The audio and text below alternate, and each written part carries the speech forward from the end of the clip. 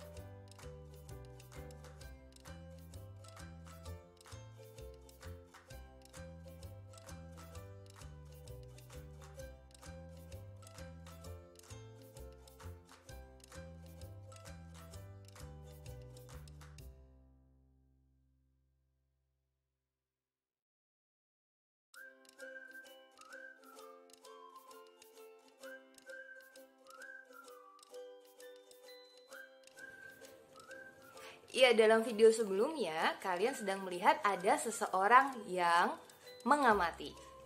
Ya, mengamati. Mengamati, melihat sesuatu, melihat tanaman, kemudian tadi selain melihat, dicatat. Nah, untuk kalian perlu ketahui, pengamatan adalah salah satu dari keterampilan berpikir sains. Ada 3 keterampilan berpikir sains, yaitu mengamati, membuat inferensi, dan mengomunikasikan.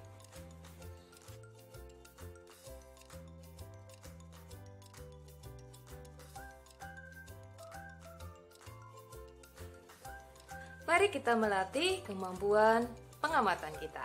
Oke, saya sediakan sesuatu yang kita amati, yaitu kertas. Indera penglihatan, warnanya putih, bentuknya persegi panjang.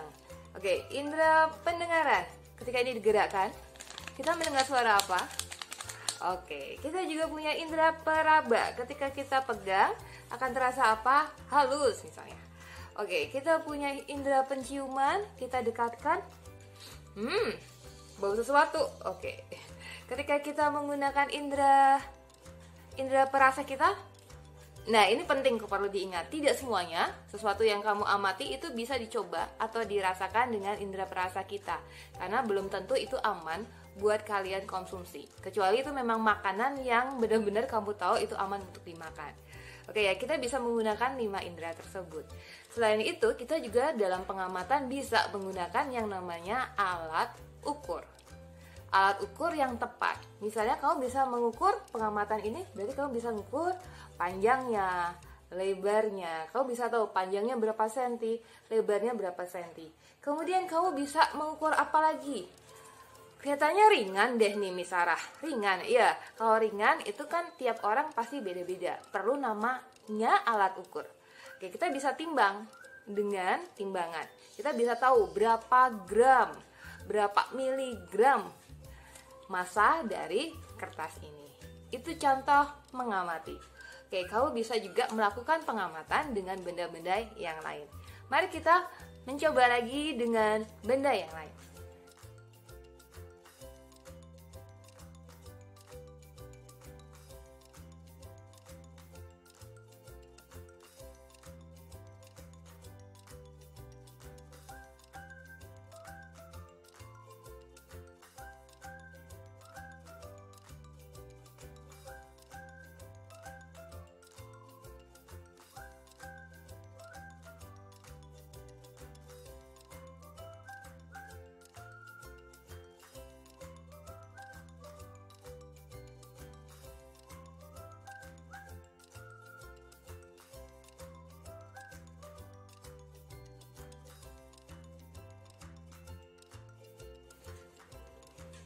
Ya, sekarang kita akan belajar untuk membuat inferensi.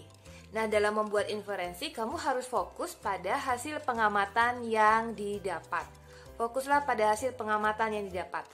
Setelah itu, coba temukan pola-pola apakah yang ada di hasil pengamatan. Oke, silakan lihat dulu hasil pengamatannya pada layar. Coba, sudah? Kemudian coba temukan pola-pola yang ada. Oke, kamu harus membandingkan tiap gelas berisi air dengan suhu yang berbeda dan hasilnya berbeda pula. Ternyata inferensi yang bisa didapatkan adalah semakin tinggi suhu air, maka akan semakin baik dalam melarutkannya. Nah, kalau kamu sudah menemukan pola tersebut, kamu perlu nih yang namanya literasi. Kamu melakukan penelusuran ilmiah, kamu cari di buku, di internet, mengapa sih? Atau apa penyebabnya? Kenapa semakin tinggi suhu, maka kemampuan melarutkannya semakin baik. Jadi kamu harus searching nih, harus cari tahu, harus baca, baik itu baca buku atau mencari sumber di internet untuk menjelaskan pola yang kamu dapatkan. Itu adalah tahap yang kedua tentang inferensi. Setelah kamu dapat hasil pengamatan, bisa membuat inferensi, tahap yang ketiga adalah mengomunikasikannya. Kamu bisa mengomunikasikannya baik secara lisan atau tulisan. Nah, itu adalah 3 tahap keterampilan berpikir sains yang harus kamu punyai.